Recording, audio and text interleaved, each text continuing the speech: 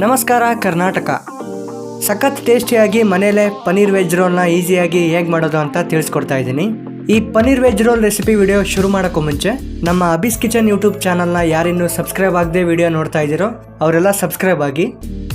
Paneer veg roll ಮಾಡೋಕ್ಕೆ ಬೇಕಿರೋ ingredients ಏನಂದರೆ 100 ಗ್ರಾಮ್ನಷ್ಟು ಪನ್ನೀರ್, 200 ಗ್ರಾಮ್ನಷ್ಟು ಮೈದಾ, 2 ರಿಂದ 3 ಕಟ್ ಮಾಡಿರೋ ಈರುಳ್ಳಿ, 3 ರಿಂದ 4 ಕಟ್ ಮಾಡಿರೋ ಬೀನ್ಸ್, 2 ತುರಿದಿರೋ ಕ್ಯಾರೆಟ್, 100 ಗ್ರಾಮ್ನಷ್ಟು ಕಟ್ ಮಾಡಿರೋ ಎಲೆಕೋಸು, 2 ಕಟ್ ಮಾಡಿರೋ ಕ್ಯಾಪ್ಸಿಕಮ್, ರುಚಿಗೆ ತಕ್ಕಷ್ಟು ಉಪ್ಪು, 2 ರಿಂದ 3 ಟೀ ಸ್ಪೂನಷ್ಟು tomato sauce, 1 tea spoon garam masala, 2 tea spoon ಖಾರದ ಪುಡಿ, ಫ್ರೈ ಮಾಡ್ಕೊಳ್ಳೋಕ್ಕೆ ಬೇಕಾದಷ್ಟು ಎಣ್ಣೆ. ಮೊದಲಿಗೆ ಒಂದು ಮಿಕ್ಸಿಂಗ್ ಬೌಲ್ಗೆ ಮೈದಾ ಹಾಗೆ ಉಪ್ಪನ್ನ ಹಾಕಿ ಸ್ವಲ್ಪ ನೀರನ್ನ ಆ್ಯಡ್ ಮಾಡಿಕೊಂಡು ಚಪಾತಿ ಹಿಟ್ಟಿನ ಅದಕ್ಕೆ ಮಿಕ್ಸ್ ಮಾಡ್ಕೊಳ್ಳಿ.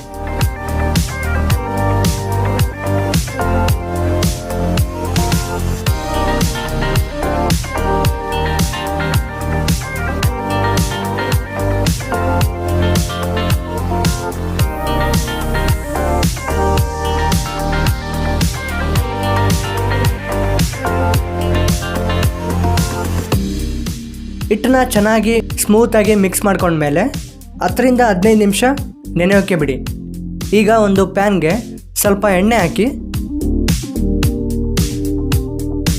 ನಂತರ ಕಟ್ ಮಾಡಿರೋ ಈರುಳ್ಳಿ, ಕ್ಯಾಪ್ಸಿಕಮ್, ಬೀನ್ಸ್ನ ಹಾಕಿ ಬ್ರೌನ್ ಕಲರ್ ಬರೋ ಹಾಗೆ ಫ್ರೈ ಮಾಡ್ಕೊಳ್ಳಿ.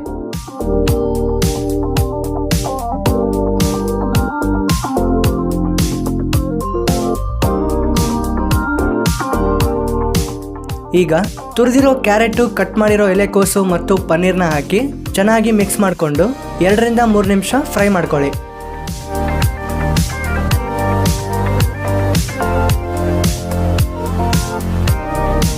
ಹಾಗೆ ಗರಂ ಮಸಾಲ, ಖಾರದ ಪುಡಿ, ಉಪ್ಪನ್ನ ಹಾಕಿ ಚೆನ್ನಾಗಿ ಮಿಕ್ಸ್ ಮಾಡ್ಕೊಳ್ಳಿ.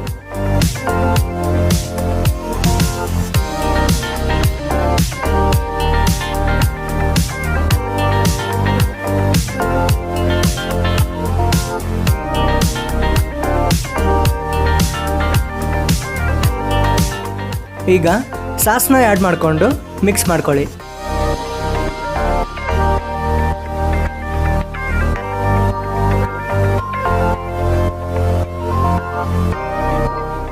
ನಂತರ ಮಿಕ್ಸ್ ಮಾಡಿರೋ ಹಿಟ್ಟಿಂದ ಚಪಾತಿ ಶೇಪ್ಗೆ ಲಟ್ಟಿಸ್ಕೊಳ್ಳಿ.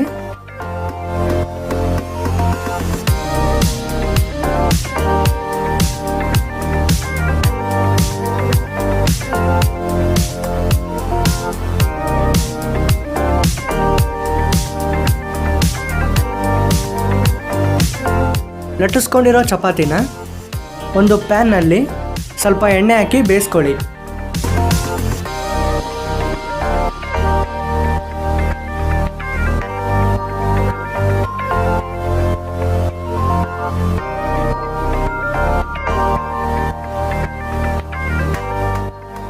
ಈಗ ಬೇಯಿಸ್ಕೊಂಡಿರೋ ಚಪಾತಿಗೆ ಸ್ವಲ್ಪ ಸಾಸ್ನ ಸ್ಪ್ರೆಡ್ ಮಾಡ್ಕೊಳ್ಳಿ.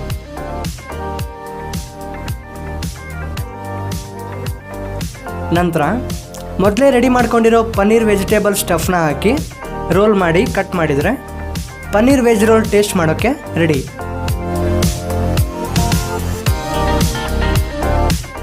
ಇವತ್ತಿನ ಈ paneer veg roll recipe video ನಿಮಗೆ ಇಷ್ಟ ಆಗಿದ್ದರೆ ಲೈಕ್ ಮಾಡಿ, ಕಮೆಂಟ್ ಮಾಡಿ, ಶೇರ್ ಮಾಡಿ. ಹಾಗೆ ಮುಂದಿನ ಈಸಿ ಆ್ಯಂಡ್ ಟೇಸ್ಟಿ ರೆಸಿಪೀಸ್ ವೀಡಿಯೋಸ್ಗಳಿಗಾಗಿ ಅಬೀಸ್ ಕಿಚನ್ ಯೂಟ್ಯೂಬ್ ಚಾನಲ್ನ ಈಗಲೇ ಸಬ್ಸ್ಕ್ರೈಬ್ ಮಾಡಿ. ನಮಸ್ಕಾರ.